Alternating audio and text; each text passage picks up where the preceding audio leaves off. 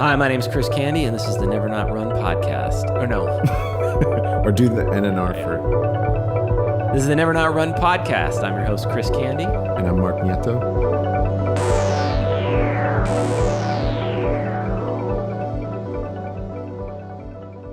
Welcome to episode 21 of the Never Not Run pod. I'm your host, Chris Candy, along with a very sick Mark Nieto.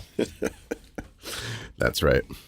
It's been a while since we've put out an episode, and we have a very good reason for that. Yes, both Mark and I finally caught COVID-19 individually on our own time, but we both came down with it. Surprisingly, we didn't give it to each other. There was a chance. I think there was like a window of opportunity where we could have possibly. I saw you right before I left for New York, and I got it in and or around New York City.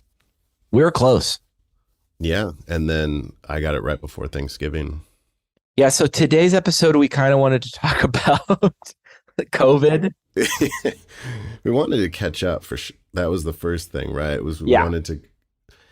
Last time we saw each other was the NNR half. It was on Halloween, and which I thought went really, really well. Yeah, shout out to Eagle Rock Run Club, Dan Fonder, who I guess I'll make sure you put this in, but when we were going to do a Thanksgiving episode, Dan was the only one who left a voice note for us, so maybe we'll play that right here.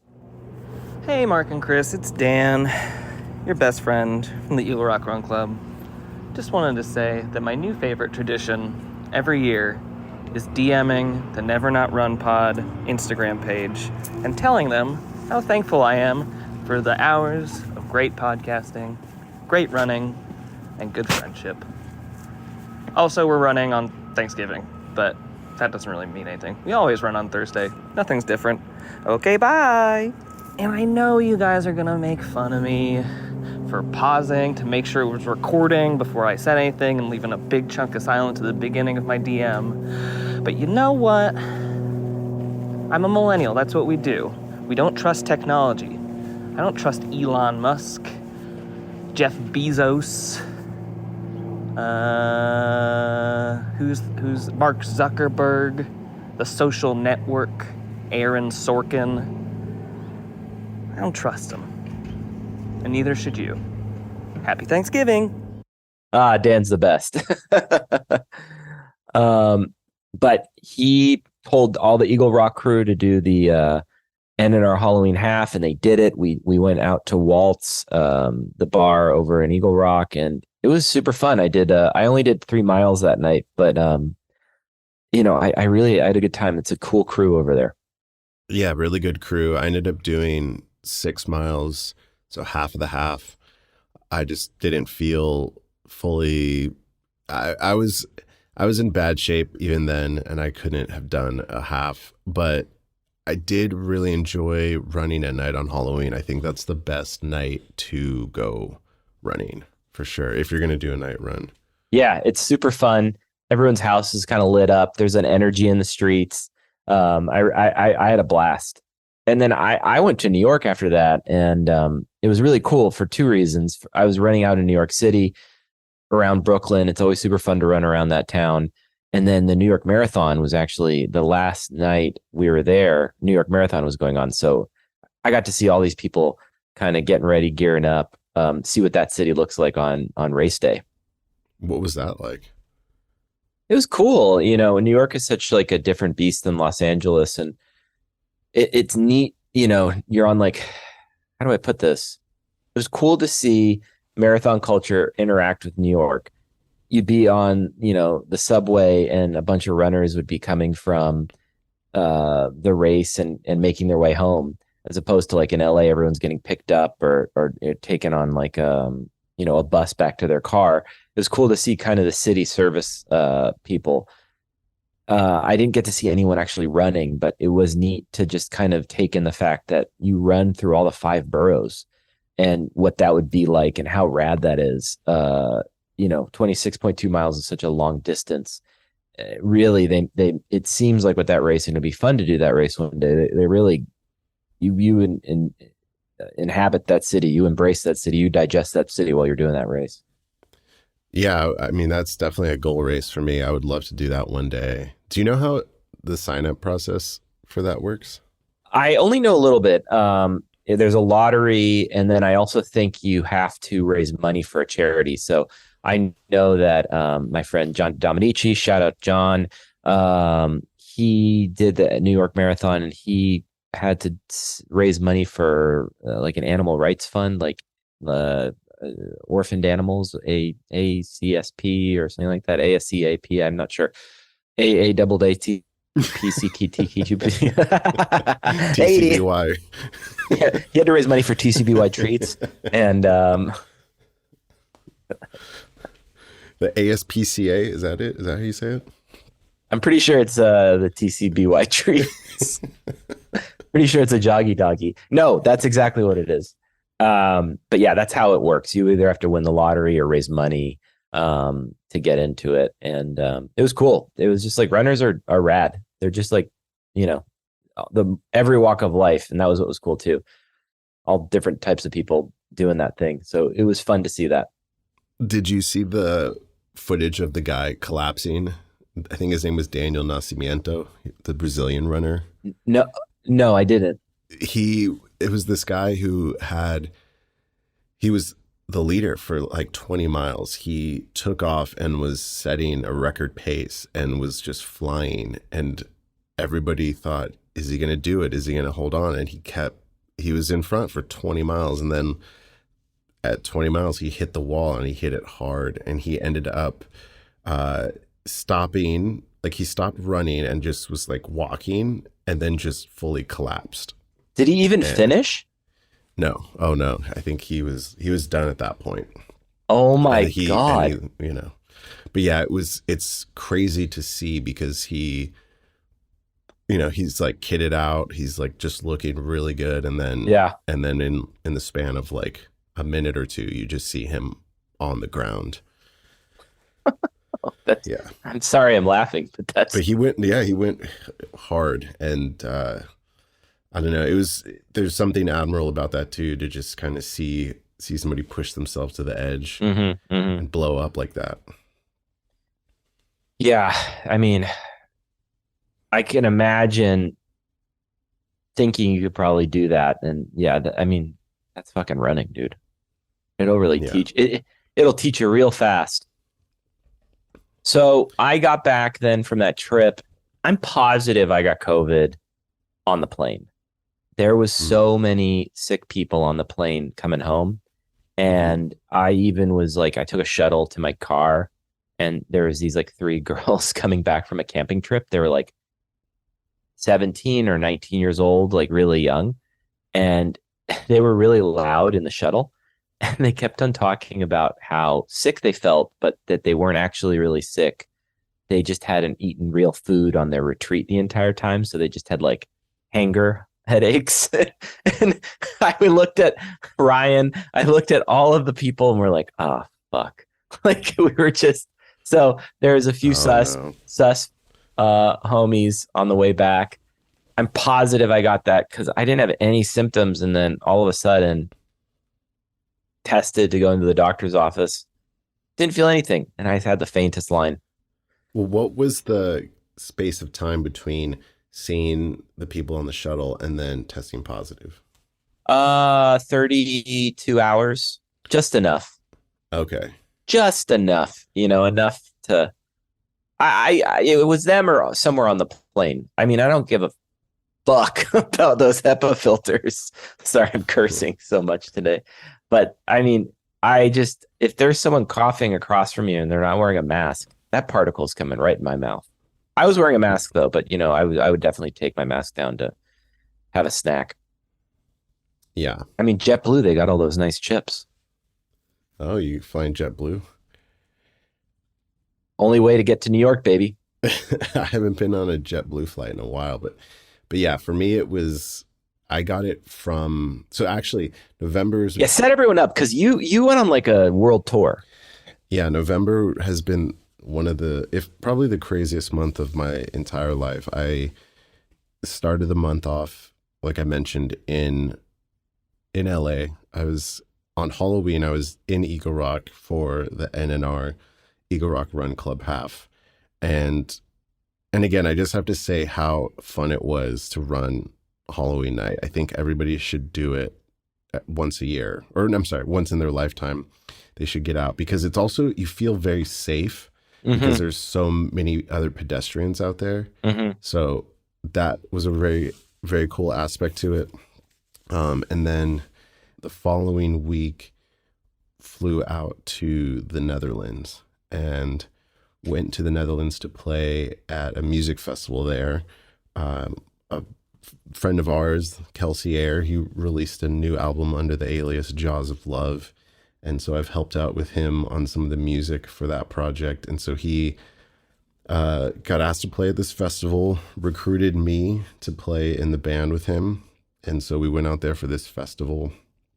And I got some runs in The Hague, which was cool. Also went to the Solomon outlet.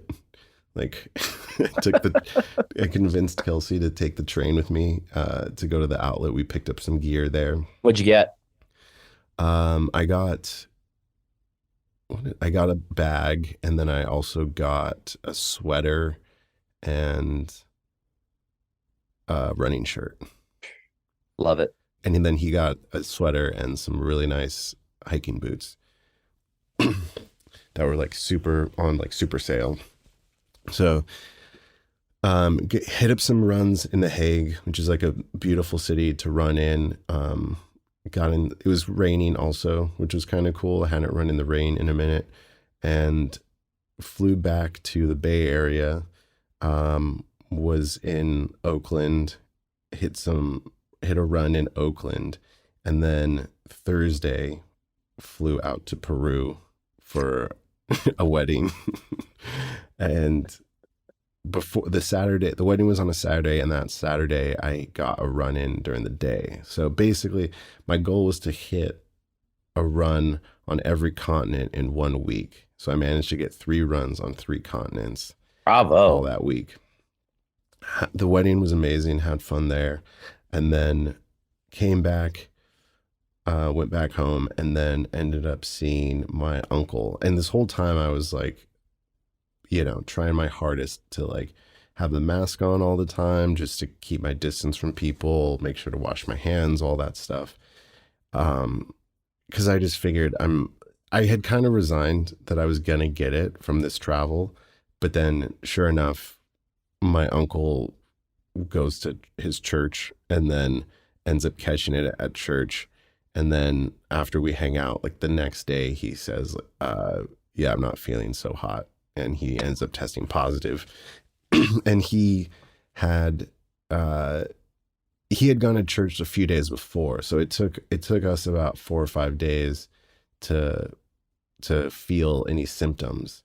So it wasn't like he was symptomatic and then said screw it and hung out with me. It was like he had seen me, and then in that short time span between like not feeling any symptoms and then showing up positive is when we interacted.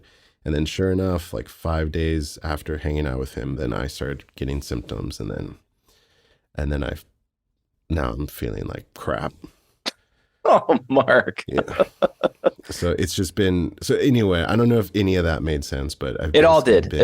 I've been on the road more days than I've been at home this month. And I thought I was going to be the one bringing COVID into everybody's life, and it was my uncle. So, yeah. I remember that was it Monday or Tuesday? Yeah, the Monday I got home, woke up, and it was raining in LA, and I went on a run because I was like, I need to just shake this out of me. It's super cold. I got back and I worked that day. That was the last run I had. And the reason I bring that up is because I've taken some considerable amount of time off of running. I want to talk about that a little bit, but yeah, please. I need to because I don't know. Right now it feels, I can't imagine running right now. And I'm worried that I'm going to have some lingering effects and what that's going to feel like. So what was it like for you getting back into it? Yeah. So I really want to preface all of this with a big disclaimer. I think I'm going to say some stuff that is my opinion on it. You don't have to follow it or whatever, but I work with like a sports medicine doctor, and he kind of gave me some help on how to get over it, get back from it. Take all of this with a grain of salt. This is all coming from a vaccinated brain. Um, I want to say that because it's just I mean, the subtitle of this podcast should be "We're not medical experts." yeah, exactly.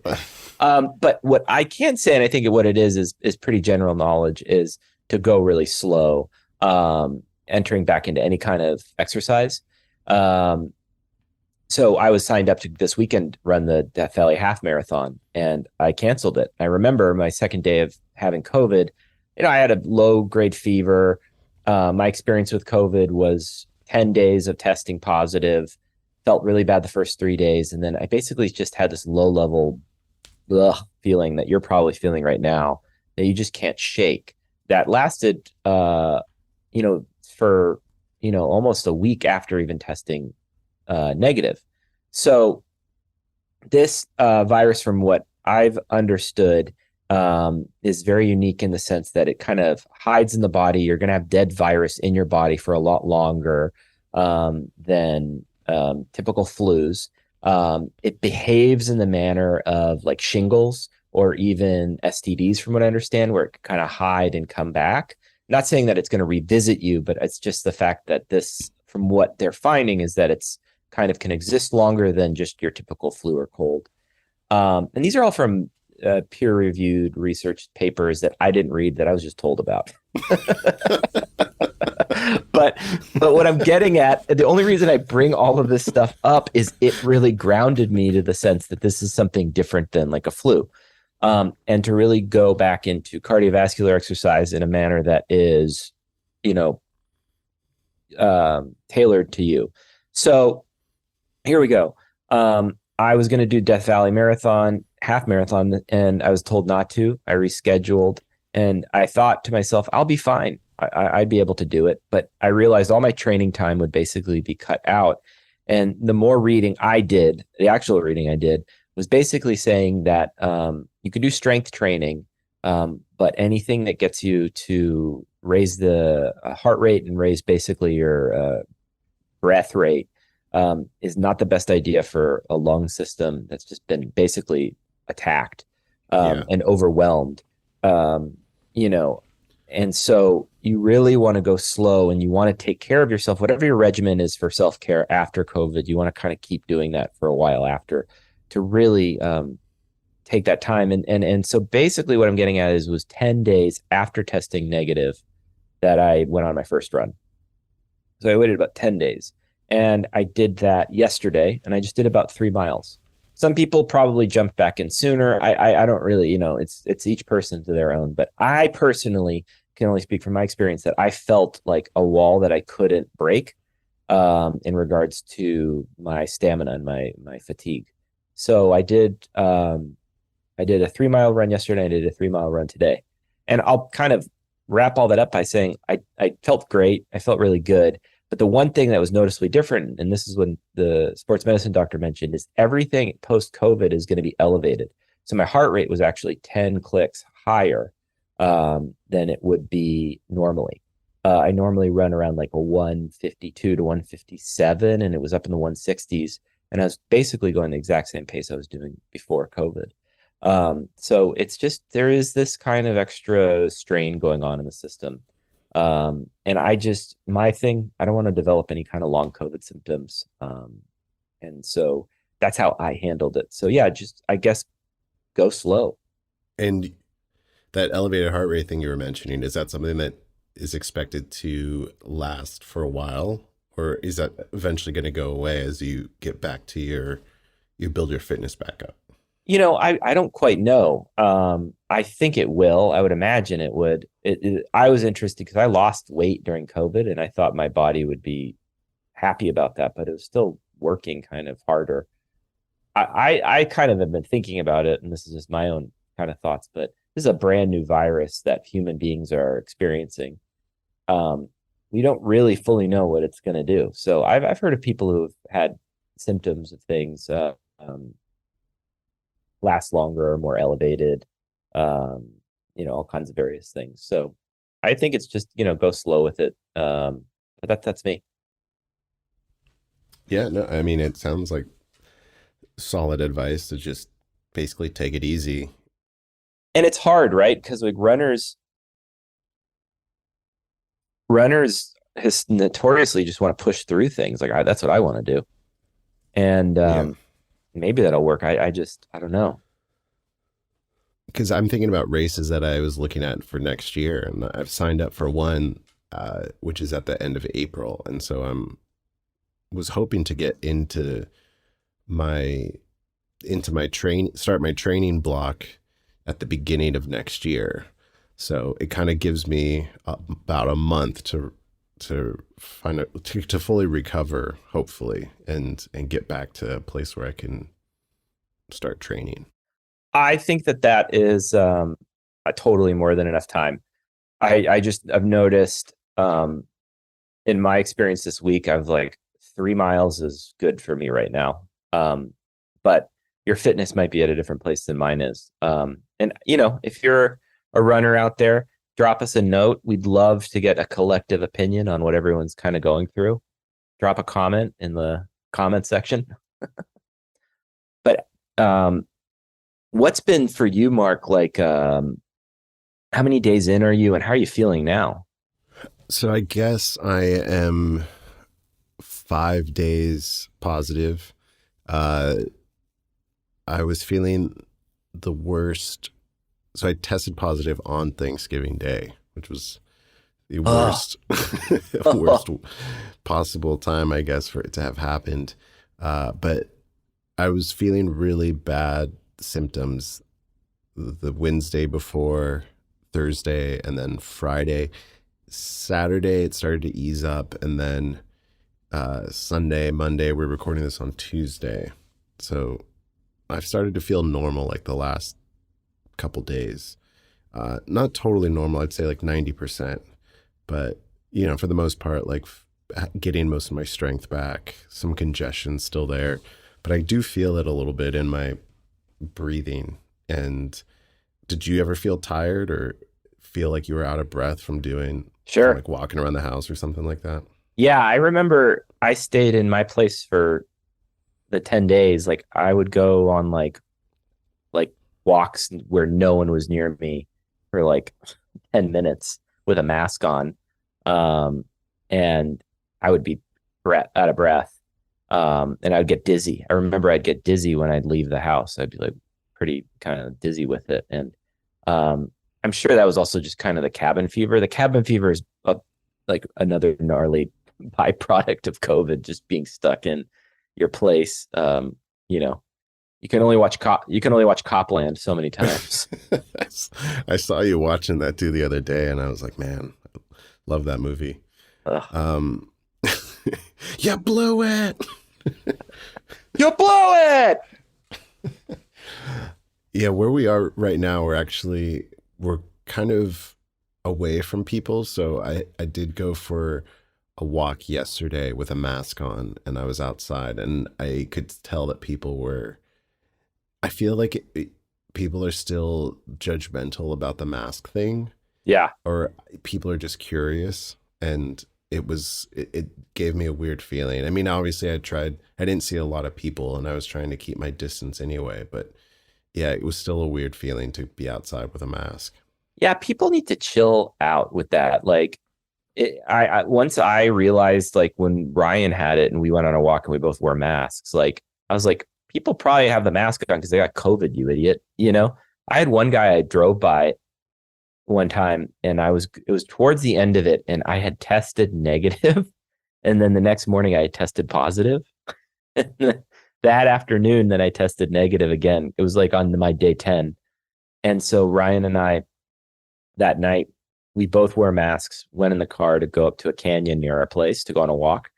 And some guy in a car, he was so fucking angry. He's like, "Hey, nice mask, buddy." And I was like, "You mother," I got so pissed. But I mean, it's just you have to do your own thing. If that's what you want to do, take care of yourself. And that's really that's all that matters. Too many minds out there, too many people to try and correct or it's not even our job. Waste of time. But it got me angry for sure. Right. It's so weird to think would, you'd assume that people would, even if you had a cold or something, you'd want to be considerate and wear a mask and not try to get others sick if you had to go out in public. And it is funny to be talking about this like almost 3 years later. Did you have that feeling too with you getting COVID? Where you're like, God, like the rest of the world is just moving along and I'm stuck inside with this thing. I don't know, because I still feel like it never fully left me Sure. in a way. That kind of Yeah. anxiety, I guess, was basically what you call it. It's just anxiety about catching it. I was really lucky to have not had it up to this point. So, and I thought I had been vigilant about, about protecting myself and protecting the people around me. So I was really, I was very frustrated. But to be honest, I thought that maybe I just was somebody who was asymptomatic, who had gotten it at one point and just wasn't aware of it. But that obviously wasn't the case. But yeah, I think it just kind of reminds everybody that, like, yeah, this is just something that we're all going to be living with now. Like they say, it's the new normal, and this is what this is just how, and like a big part of it too is just, like the inconvenience of it, right? It's just the way it's interrupted my life, the life of people around me, my family, it's just been so disruptive, especially to get it around a holiday like Thanksgiving. Yeah. But it's the other part too is that I know a lot of people that are getting it because like we're saying, it's just things have kind of eased up. Everyone's eased up and things have started to go back to normal. And so it's just, we're going to go through another big wave. Yeah. Yeah. I think that's going to just be part of it. And, from what I understand, it's just, and that is the way it will be.